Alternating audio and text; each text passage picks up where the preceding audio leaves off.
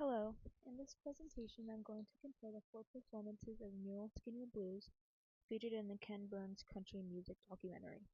I'll discuss how they are similar and different, how each version marks an important point in the history of country music, what historical influences shaped them, and how they helped lead to rock and roll, and which version I personally enjoyed the most. Number 1. Similarities and differences.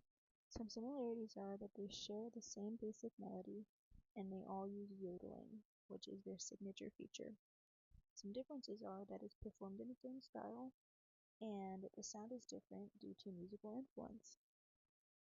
All four versions share the same basic melodies, and they tell a similar story, so it's easy to recognize that they're the same song. However, each artist performs it in their own style. The melody stays mostly the same throughout the different versions, but the tempo, instrumentation, and vocal style change. One of the biggest similarities is the use of yodeling. The timbre or tone quality changes the most.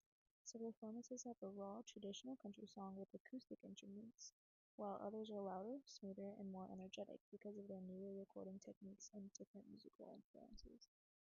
Number 2. Importance in history. The importance of Muleskin Blues is that it became one of the songs that helped shape country music.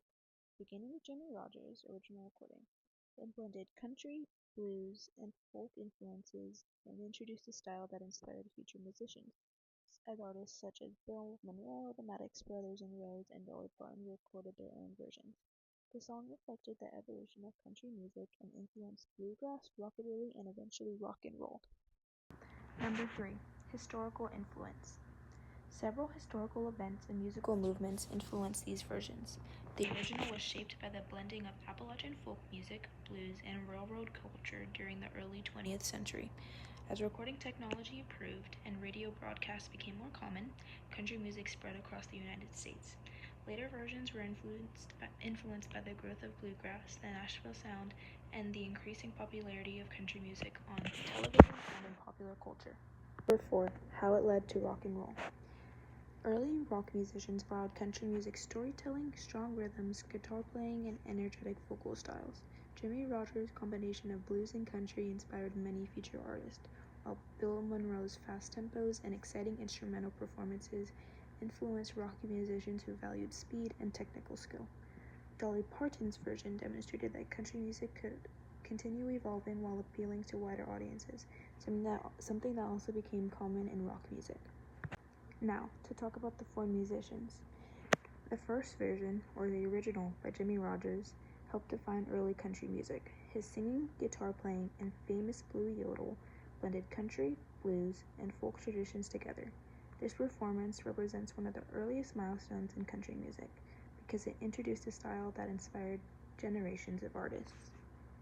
The second version, by Bill Monroe, reflects the rise of bluegrass music. Monroe increased the speed of the song and featured skilled acoustic musicians with instruments like the mandolin, fiddle, and banjo. His version highlights the importance of instrumental talent and helped establish bluegrass as its own genre within country music. Version 3, by the Maddox Brothers and Rose, brought a completely different energy to the song. Their performance was much louder, faster, and more theatrical than the other versions. Rose Maddox's powerful vocals and the band's lively stage presence made the song feel exciting and helped push country music toward a more energetic style. Their blend of country, western swing, and rockabilly elements made them one of the most influential groups in the development of modern country music. Lastly, the fourth version by Dolly Parton combines traditional roots with more modern sound. Her powerful vocals and confident performance make the song feel fresh while still respecting the original. Dolly's version shows how country music continued to evolve and reach larger audiences, especially during the 1970s and 1980s when country became more mainstream. Lastly, I will be discussing my personal favorite, which is Dolly Parton's. I like how she stayed true to the original while adding her own personal and strong vocal styles. Her performance felt energetic, polished, and fun to listen to. I think it shows how country music can honor its traditions while still sounding modern. Although I enjoyed all four versions, Dolly stood out to me the most because of her stage presence and performance, and I am a little bit biased because this was the only version of the song I had heard before I'd taken this course.